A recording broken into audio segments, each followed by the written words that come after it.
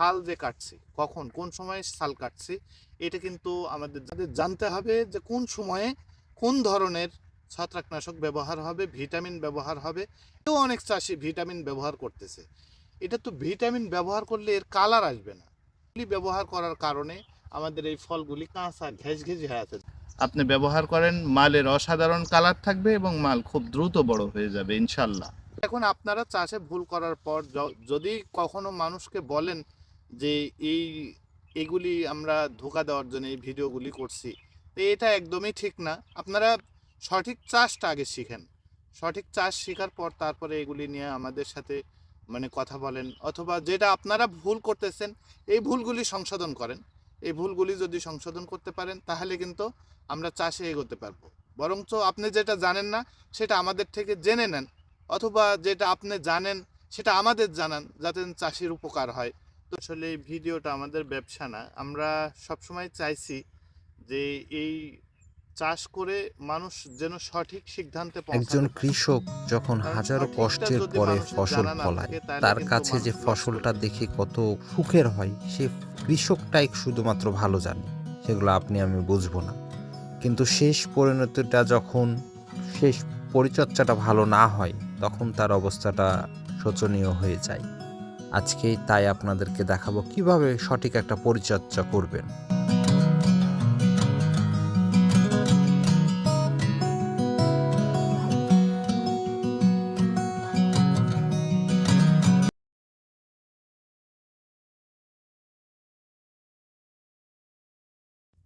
আসসালামু আলাইকুম। ওয়ালাইকুম আসসালাম রহমতুল্লাহ। যে বাগানটাতে দাঁড়িয়ে আছি, এই বাগানটি আমার ভাইয়ের ছেলের, সবুজের বাগান। মানে ও যে চাষটা করছে এই চাষটাতে অনেকগুলি ভুল করছে, এই ভুল করার কারণে এই বড়ইগুলি বাজারে নিতে পারতেছে না। তাই আমাদের ডাকছিল, আমরা আসছি দেখার জন্যে। সে যে ছালগুলি কাটছে, গাছের যে ছাল কাটছে ও ওষুধ দেয়নি, এতে এখানে নানান রকম অসুখ, রোগ বিমার তৈরি হয়েছে। এবং এখানে যে ঔষধ ম্যানেজমেন্ট এটা ভুল ছিল, ওষুধ ম্যানেজমেন্ট, সার ম্যানেজমেন্ট এটা একদমই ভুল ছিল। ভুল থাকার কারণে দেখেন প্রচুর পরিমাণ বড়ই আসছে, কিন্তু এই বড়ইগুলি সঠিকভাবে বড় হয়নি। একদমই দেখতে পাচ্ছেন যে ছোট বড়ই, এবং কোনোটা দেখতে পাচ্ছেন যে আমার হাতে বড় বড়ই, কিন্তু এখানে দেখেন এই বড়ইটা একেবারেই ছোট। তো এখানে একটা লসের ঘাটতি আছে। আপনারা অনেকেই বলেন যে আমরা ভিডিও করতে যায় অনেক সময়, আসলে এই ভিডিওটা আমাদের ব্যবসা না, আমরা সবসময় চাইছি যে এই চাষ করে মানুষ যেন সঠিক সিদ্ধান্তে পৌঁছাতে পারে। কারণ সঠিকটা যদি মানুষের জানা না থাকে তাহলে কিন্তু মানুষ লস করবে। তো আজকে আমাদের প্রথম কথা যে আমরা সাল যে কাটছি, কখন কোন সময় সাল কাটছি, এটা কিন্তু আমাদের জানা দরকার। আমরা কোন সময়ে এই সালটা উঠাই দিছি সেটা জানা দরকার। এখানে আমাদের জানতে হবে যে কোন সময়ে কোন ধরনের ছত্রাক। এখন মনে করেন যে অনেক চাষি ভিটামিন ব্যবহার করতেছে, এটা তো ভিটামিন ব্যবহার করলে এর কালার আসবে না। এখানে আপনি অ্যামাইনো অ্যাসিড দেন, কাজ হবে।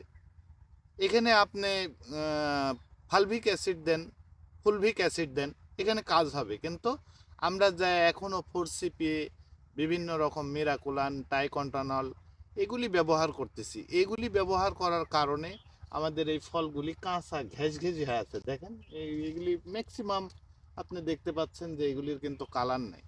এ ধরনের চাষ করতে এসে আমরা কেউ কখনো ভুলগুলি করে যদি সঠিকভাবে দাঁড়া থাকি তাহলে হবে না।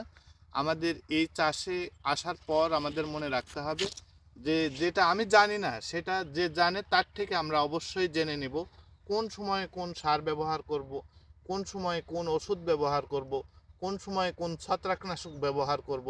এগুলি যদি আমরা জানি তাহলে আমরা সঠিক সময়ে এই কুল বিক্রি করে বের হয়ে যেতে পারবো ইনশাল্লাহ। এখন অনেকের গাছে পোকা হচ্ছে, বিশেষ করে আপনার হাতে একটা বড়ই আছে, জি জি বড়ইটি জি, এই যে পোকা দেখতে আছে না? পাচ্ছেন, হ্যাঁ হ্যাঁ এটাতে পোকা আছে। এটা গত আমাদের কিছুদিন আগে এদিকে বৃষ্টি হয়েছিল।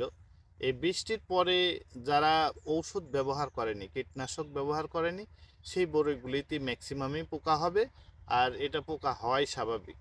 কারণ এখানে যখনই বৃষ্টি হয়ে গেছে তখন যদি আমরা একটা এই পোকার জন্য আমরা যদি ক্লোরোপাইরিফস সাইফারমেথ্রিন ওষুধ দিয়ে দিতাম, তাহলে এটা কিন্তু মানে এই পোকাটা হতো না। অথবা আমরা এখানে অ্যামামেকটিন বেনজোয়েট এর সাথে ইমিডাক্লোরোপিড যদি দিতাম, তাও পোকা হতো না। আমরা যদি ইমিডাক্লোরোপিড থায়ামেথাক্সাম দিতাম, তাও পোকা হতো না। কিন্তু এই ওষুধের কমিউনিকেশনগুলি আমরা অনেক সময় না বোঝার কারণেও কিন্তু পোকা হয়।